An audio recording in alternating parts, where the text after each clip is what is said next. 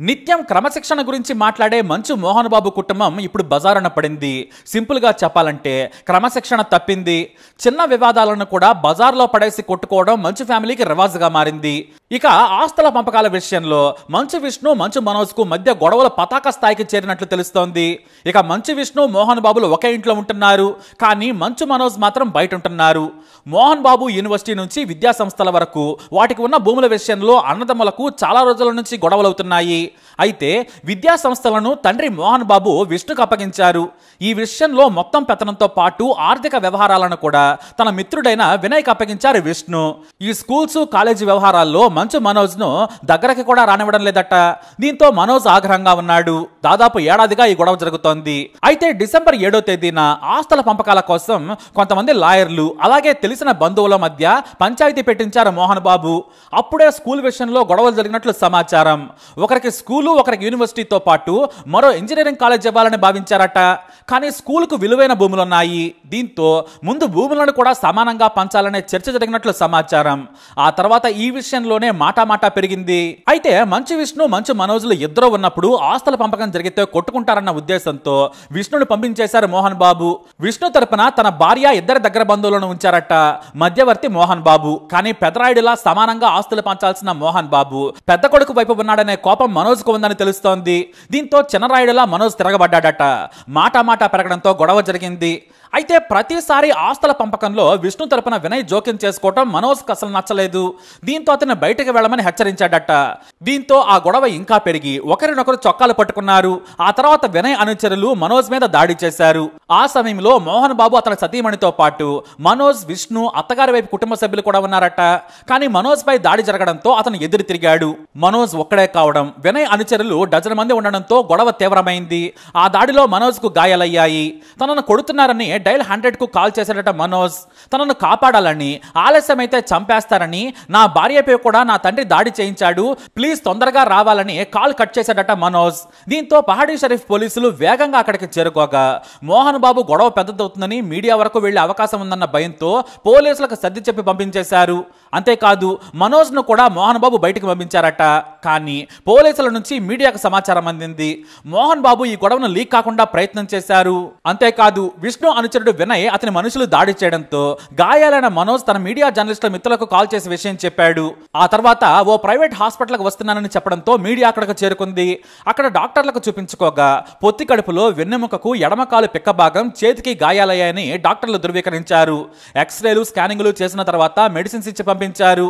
మరుసటి రోజు రావాలని మరికొన్ని పరీక్షలు చేస్తామని చెప్పి పంపించేశారు. అయితే ఇక్కడే ఓ ట్విస్ట్ ఇచ్చాడు మనోజ్. ఈ గొడవ జరిగిన మరుసటి రోజు విష్ణు అనుచరుడు వినయ్ అతని అనుచరుల సంగతి తెలుస్తానని తండ్రికి కాల్ చేసి చెప్పాడట. నన్నే కొట్టించారు కదా, ఒక్కొక్కడు ఎలా బ్రతుకుతారో చూస్తానని వార్నింగ్ ఇచ్చాడట. అయితే ఈ విషయం అమెరికాలో ఉన్న మంచు విష్ణుకు తెలియడంతో ముందు జాగ్రత్తగా 40 మంది బౌన్సర్లను సెక్యూరిటీగా మోహన్ బాబు ఇంట్లో ఉంచాడు. అయితే పోటీగా 30 మంది బౌన్సర్లతో మనోజ్ దాడికెళ్లాడు. కానీ మనోజ్ తీసుకొచ్చిన బౌన్సర్లను రాకుండా విష్ణు బౌన్సర్లు, సెక్యూరిటీ సిబ్బంది గేటు దగ్గర అడ్డుకున్నారు. దీంతో మనోజ్ నానా రచ్చా చేశాడు. తాము పోలీసులకు సమాచారం ఇస్తామని మోహన్ బాబు చెప్పడంతో మనోజ్ అక్కడి నుంచి వెళ్లిపోయినట్లు సమాచారం. కానీ మోహన్ బాబుకు, విష్ణుకు వార్నింగ్ ఇచ్చాడట మనోజ్. ఈసారి పెద్ద మనుషుల దగ్గర కూర్చుంటే ఎవ్వరు ఉండొద్దు, కుటుంబ సభ్యులు మాత్రమే ఉండాలి, బయట వారు ఉంటే నేను 100 మంది బౌన్సర్లను తీసుకొచ్చాకే సెటిల్మెంట్ కూర్చుంటానని చెప్పాడట మనోజ్. ఎక్కువ చేస్తే మాత్రం నీ బౌన్సర్లు నా బౌన్సర్లతో తాడోపేడో తేల్చుకుందామని మనోజ్ సవాల్ విసిరాడట. అయితే ఆస్తుల పంపకాన్ని ఎంతటితో ఆపేస్తున్నామని చెప్పారట. ఇక ఈ గొడవ తర్వాత అమెరికాలో ఉన్న విష్ణు వచ్చే అవకాశం ఉంది. కానీ ఇద్దరు సోదరులు ఎదురుపడితే కొట్టుకుంటారన్న భయం మోహన్ బాబులో ఉందట. మరి ఈ ఆస్తుల పంపకం ఎలా తేల్చాలో తెలియక తలపట్టుకున్నారట మోహన్ బాబు. ముందు మీడియాలో వచ్చిన వార్తలన్నీ అబద్ధమని Mohan Babu press note release చేశారు. కానీ మనోజ్ ఆసుపత్రికి గాయాలతో రావడంతో అసలు విషయం బయటపడిపోయింది. మోహన్ బాబు పైకి చెప్పినంత సులువుగా ఏమీ లేదు. ఆస్తుల కోసం అన్నదమ్ములు తన్నుకుంటున్నారని తేలిపోయింది. ఇద్దరికీ న్యాయంగా చెప్పే పెద్దలు లేకపోవడం వల్లే ఈ గొడవ జరుగుతుందనే విమర్శలు వస్తున్నాయి. మనోజ్, విష్ణులు తిరుపతిలోని స్కూల్ గురించే గొడవ పడుతున్నారు. ఏదేమైనా ఈ వివాదం మరింత పెరిగే అవకాశాలు కనిపిస్తున్నాయి. అయితే అందరికీ క్రమశిక్షణ గురించి క్లాసులు పీకే మోహన్ బాబు ముందు తన కుటుంబంలో పిల్లలను కంట్రోల్ చేయలేకపోయారనే విమర్శలు వినిపిస్తున్నాయి. ఇక ఇదిలా ఉంటే మంచు లక్ష్మి కూడా ఈ గొడవలోకి ఇప్పుడు ఇన్వాల్వ్ కాబోతోంది. దీన్ని ఎలాగైనా కూల్ చేసే ప్రయత్నం చేస్తోంది. కానీ ఇక్కడ మోహన్ బాబు అస్సలు తగ్గేలా లేడు. ఎందుకంటే మోహన్ బాబు ట్వీట్ల మీద ట్వీట్లు చేస్తూ ఉన్నారు. కోరికలే గుర్రాలైతే సినిమాను గుర్తు చేస్తూ పోస్ట్ చేశారు మోహన్ బాబు. దీంతో మనోజ్ గురించే ఈ ట్వీట్ అని అంతా అంటూ ఉన్నారు. ఆస్తుల కోసమే గొడవ జరిగిందని ప్రచారం సాగుతుండగా మనోజ్ కు ఆశ ఎక్కువైందని అర్థం వచ్చేలా మోహన్ బాబు ట్వీట్ చేశారని చెప్పుకుంటూ ఉన్నారు. అయితే ఇప్పుడు ఈ గొడవలో పవన్ కళ్యాణ్ పేరు వినిపిస్తుంది. అంటే పవన్ టీమ్ సెక్యూరిటీ.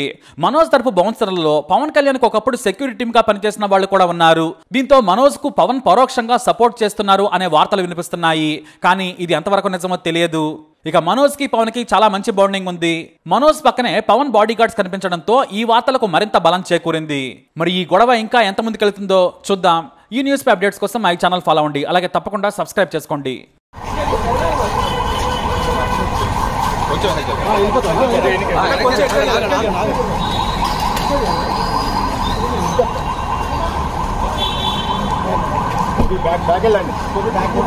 సైడ్ అక్కడ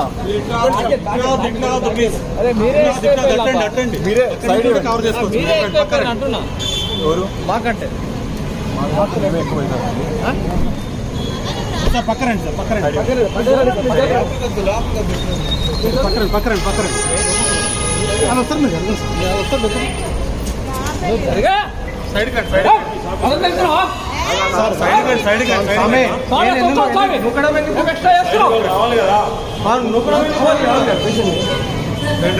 కొంచెం సైడ్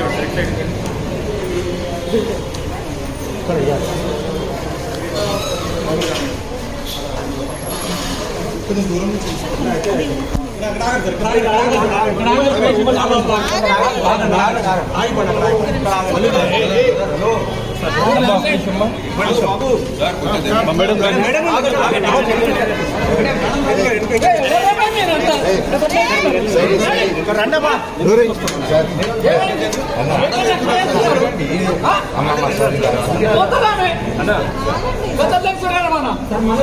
ఏం చెప్పాలనుకుంటున్నారండి? పైన దాడి జరిగేదా?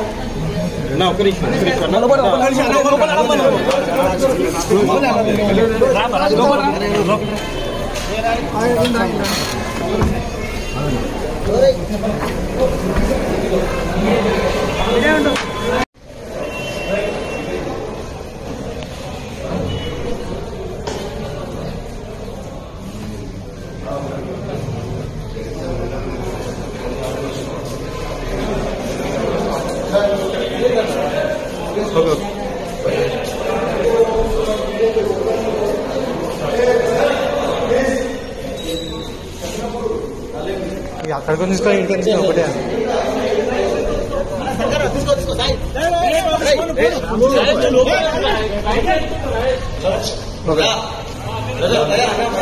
ఇక్కడికే తీసుకుని ఒకటే